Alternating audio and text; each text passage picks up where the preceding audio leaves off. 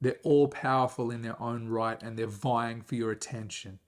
They're very much saying, hey, taste me first, right? So it's a nice journey.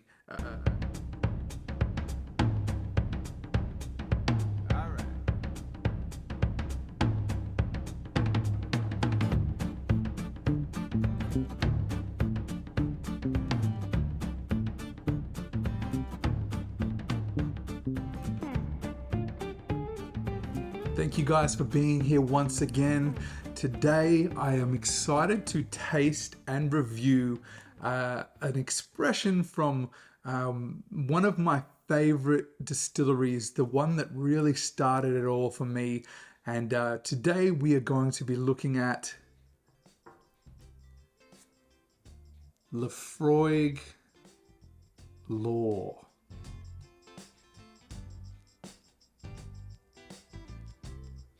So for many of you that have seen the intro to my channel, it was Laphroaig 10 that opened me up into the world of whiskey and the wonder of flavors and the experience and the story that the whiskey tells you, right? The Lore is a non-age statement whiskey. It says here, Lore, the richest of the rich, the most richly flavored of all Scotch whiskies. I picked up the Laphroaig Lore for 150 Australian dollars. I am seeing this retail for 180, 190 dollars. If you're interested in the Laphroaig Lore, I would recommend, if you can get it around 150 dollars, grab it, jump on it, get it as quick as you can, because it's more and more creeping towards the $200 Australian mark. The Laphroaig Lore is 48% ABV, the sweet spot, right? Between 46 and 48% ABV. So on the bottle itself, it says, Lore is the passing of a skill or tradition through word of mouth, encapsulating the craft passed down from generation to generation over 2 centuries. Laphroaig Lore is our richest expression ever. This is our story. This is Laphroaig Lore. It actually states on the label on this bottle too that this expression is non-chill filtered. So I think it's about time that I open the bottle and pour myself a dram and start the nosing.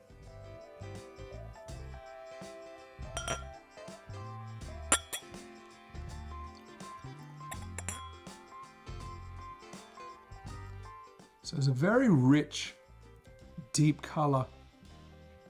Oh, the peat, the smokiness is coming off the glass right away. Now again, it is a nice color, but it's hard to be excited by a color that is likely artificial. So it does look nice and it is appealing, and I understand the reasoning behind it, but there's like bacon notes coming off the glass straight away, and more notes. I didn't even pick up the glass yet, and I'm getting the medicinal notes. If you're a fan of Laphroaig and you know that scent, it's people love it and people hate it, and I most certainly love it. You could give me a dram of Laphroaig 10 and I could nose it for an hour without even sipping it. It's that enjoyable to me. I'm sick like that, right? So that being said, let's give this a nosing and see the similarities and the differences with the Laphroaig 10. All right.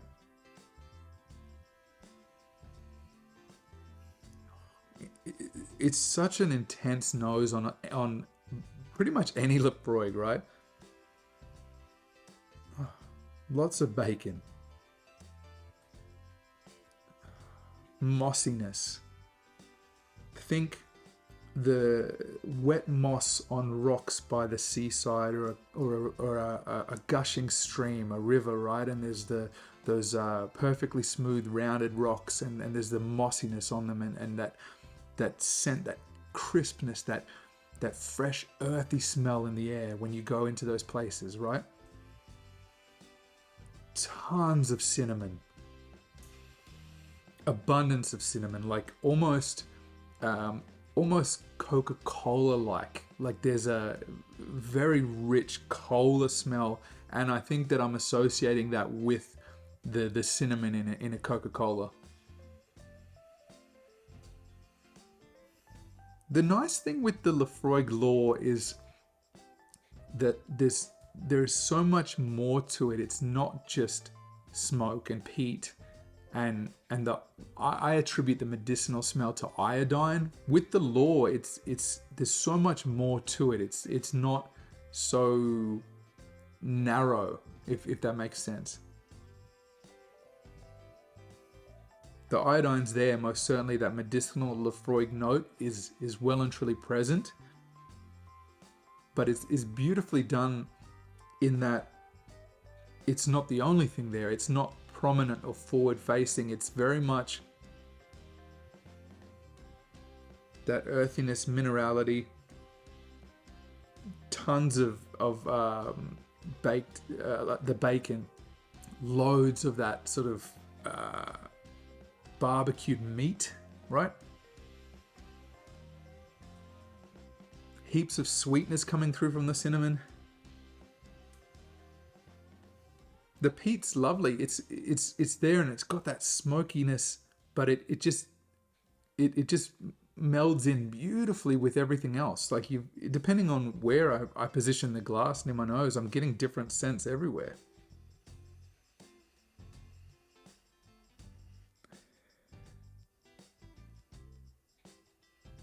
Very much. It really, as the label suggests, it most certainly smells like a rich and decadent Laphroaig. A fantastic nose, especially for lovers of peaty whiskey or that Islay whiskey.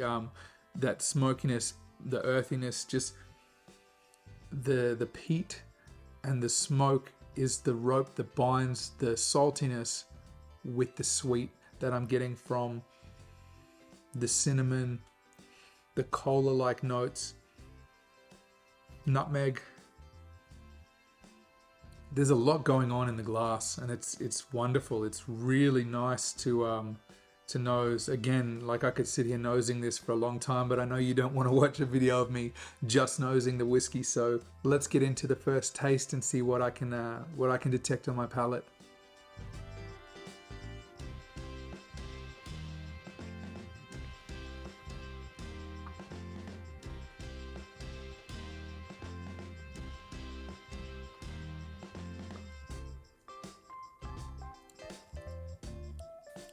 Heat comes on strong at the end.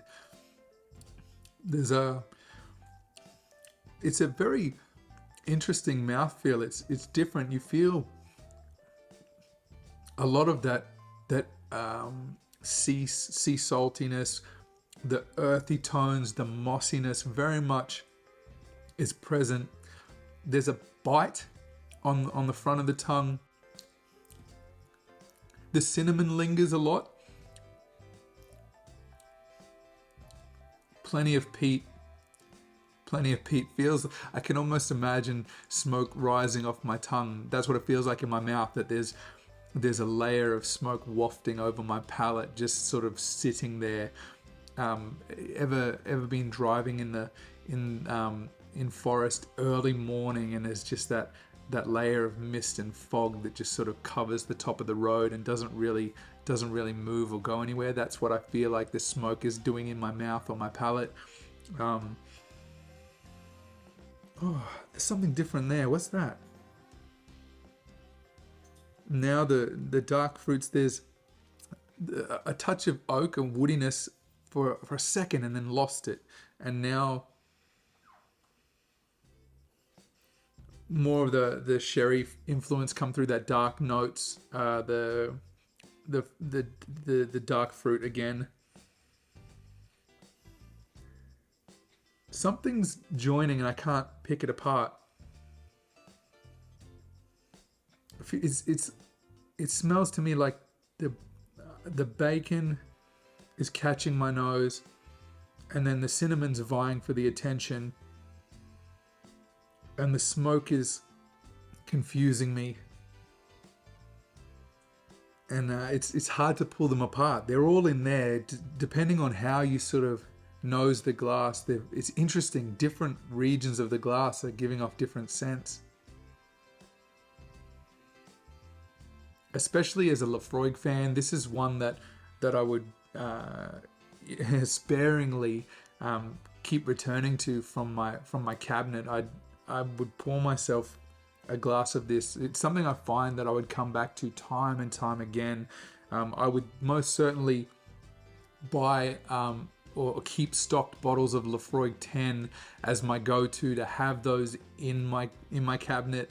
And then when I really want a rich and decadent and enjoyable special Laphroaig, I would most certainly pick up the bottle of the Laphroaig Lore and pour a dram. If you're a Laphroaig fan and you like those typical Laphroaig notes, the Laphroaig taste, the Laphroaig scent, you will most certainly enjoy Laphroaig Lore. It'd be surprising to me if you liked Laphroaig 10 or say Quarter Cask or Laphroaig Select and you didn't enjoy this.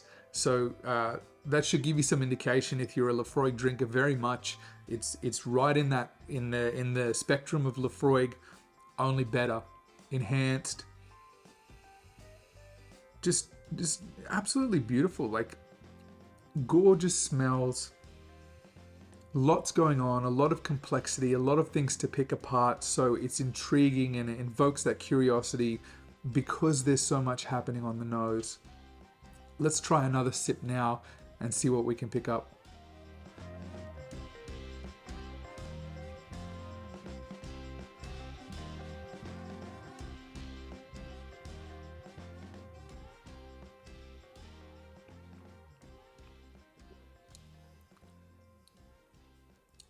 Heaps of peat smoke, followed by the bacon, the salty, the sea spray, earthy notes come through intense at the end on the finish. Lots of that mossiness, the earth notes, the moldiness. It's almost like, I think the missing element that I wasn't quite detecting that I'm familiar with and I couldn't pull it out is the medicinal note. It's getting slightly muddled.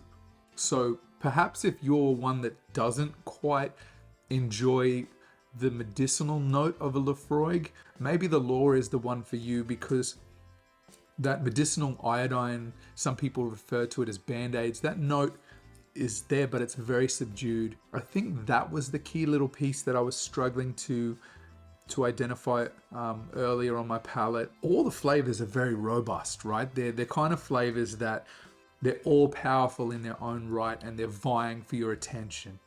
They're very much saying, hey, taste me first, right? So it's a nice journey. A dram of the Laphroaig Lore is enjoyable anytime I pour one. So thank you guys for being here. As a Laphroaig fan, I recommend this one to you guys. And if you've got the budget and you can get it in the range of 150 Australian, it's a good buy. All right, with that said, sláinte.